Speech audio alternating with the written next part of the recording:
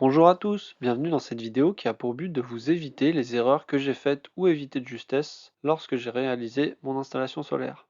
J'ai répertorié ces erreurs dans les catégories suivantes: choix du matériel, emplacement de l'installation, planification, réception, pause, et comme toujours, je finirai la vidéo en vous présentant les prochaines vidéos. Si vous appréciez ce contenu, n'hésitez pas à laisser un pouce, et si vous voulez voir la suite, n'hésitez pas à vous abonner. Je vous invite aussi à regarder la playlist photovoltaïque de la chaîne, vous y trouverez sûrement plein de contenus qui vous intéressent. Le choix du matériel. Le dimensionnement est vraiment un facteur clé. Moi, j'ai à la fois sous-dimensionné et surdimensionné mon installation. Sous-dimensionné parce qu'elle ne couvre pas tout, et surdimensionné parce que si je n'avais plus de véhicule électrique, je produirais beaucoup trop car je n'ai pas encore de chauffe-eau électrique. C'est pour ça que j'hésite fortement à installer un chauffe-eau électrique pour être sûr de bien tout consommer. J'ai fait une vidéo sur le sujet que vous trouverez dans la playlist photovoltaïque. La difficulté d'extension. À la base, je pensais pas mettre de batterie et puis finalement, j'hésite à le faire. Et donc là, vu que j'ai fait des micro-onduleurs, j'aurai un coût additionnel pour l'ajout de ces batteries. Mais en revanche, si je veux ajouter des panneaux, ça sera plus facile. Je vous invite à regarder la vidéo de la playlist photovoltaïque sur le sujet. La taille de mes panneaux. Je n'avais pas réalisé, mais en fait, les panneaux, il y en a de différentes tailles. Et il se trouve que plus ils sont grands, plus ils sont difficiles à manipuler quand on doit les poser sur un toit, surtout soi-même. Et ensuite, je n'avais pas la possibilité de faire 2 rangées, comme je comptais le faire, à 15 centimètres près. En effet, si on prend mon toit, les panneaux auraient dépassé à peine. Il aurait suffi de prendre des panneaux à peine plus petits. Comme vous l'avez peut-être vu dans d'autres vidéos, j'ai un grand hangar et j'avais décidé de mettre mes panneaux au-dessus. Le hangar étant placé haut, plein sud, je me suis dit que c'était l'endroit idéal. Mais sachant que je n'ai pu mettre que une rangée et pas deux, je me suis retrouvé au bout de mes panneaux à avoir un arbre, et ce que je n'avais pas imaginé, c'est que la maison d'à côté faisait de l'ombre de l'autre côté. Mais pas en été. Parce qu'en été, en effet, la course du soleil passe loin au-dessus des bâtiments, donc il n'y a pas de problème. Mais en hiver, il se passe tout autre chose. En hiver, le soleil part plus bas, et donc les panneaux sont beaucoup plus à l'ombre. Tout à la fin de la journée, la maison d'à côté leur fait de l'ombre. C'est pas très important, surtout qu'en hiver, on a déjà beaucoup moins de production. Donc de toute façon, je m'attendais pas à une production fantastique. Si j'y avais pensé, j'aurais réalisé une partie de mon installation au sol. En effet, au sol, on peut gérer l'inclinaison des panneaux, en fonction des saisons notamment, et on peut le faire même manuellement. On peut aussi gérer l'orientation via un tracker. Il faut automatiser, avoir un moteur, de l'électronique, et tout ça va consommer également. Donc je pense que c'est moins rentable. Mais en théorie, en gérant l'inclinaison et l'orientation, on peut gagner jusqu'à plus 30% sur sa production photovoltaïque. Et enfin, il y a le nettoyage. Les panneaux posés au sol sont beaucoup plus faciles à nettoyer. Je vous recommande cette vidéo de la chaîne Comme un pingouin dans le désert, où il explique pourquoi il a fait le choix d'un tracker manuel et non pas d'un tracker automatique. Il s'agit d'un tracker pour des panneaux solaires thermiques, mais le principe reste le même que pour des panneaux photovoltaïques.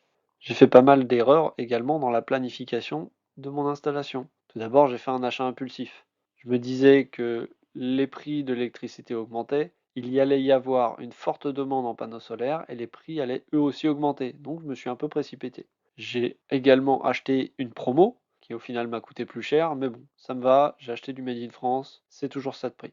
Acheter à un bon moment, à un moment également où vous êtes disponible. Parce que moi, quand j'ai fait mon achat, c'était un moment où j'étais occupé à faire autre chose, j'avais un autre gros projet, et donc les panneaux sont restés dans mon jardin pendant près de 2 mois avant que je commence à faire l'installation.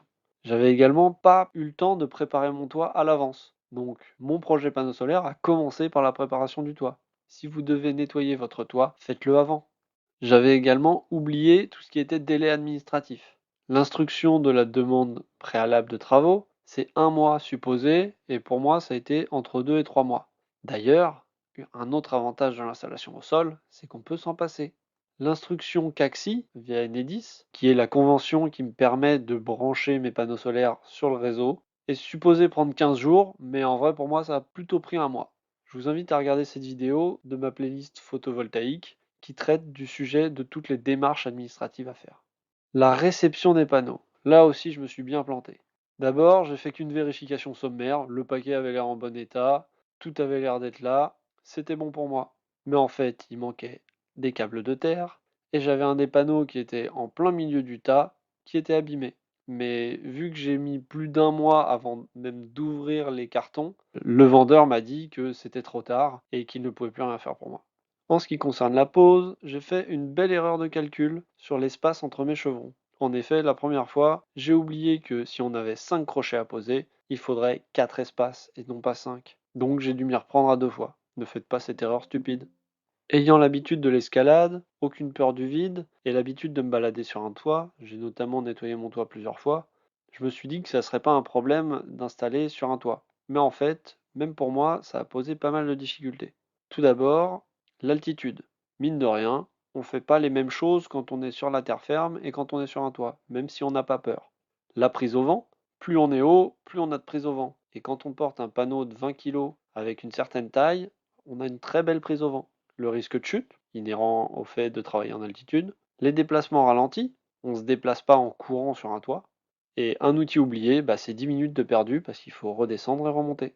Si vous voulez faire votre installation sur votre toit, trouvez de l'aide. À la base, je pensais pouvoir tout faire tout seul, j'étais parti tranquillement, j'avançais, mais au moment de transporter les panneaux, je me suis quand même dit que ça serait bien d'avoir de l'aide, et heureusement, j'avais des bons copains, un échafaudage, et j'ai aussi fabriqué un chariot de toit qui nous a permis de plus facilement transporter les panneaux sur le toit.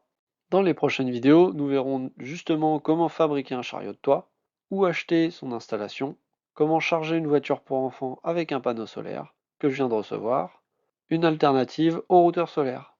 Si vous avez apprécié cette vidéo, n'hésitez pas à laisser un pouce. Si vous voulez voir la suite, n'hésitez pas à vous abonner. Et je vous invite, comme toujours, à regarder les autres vidéos de la playlist photovoltaïque qui pourraient vous intéresser.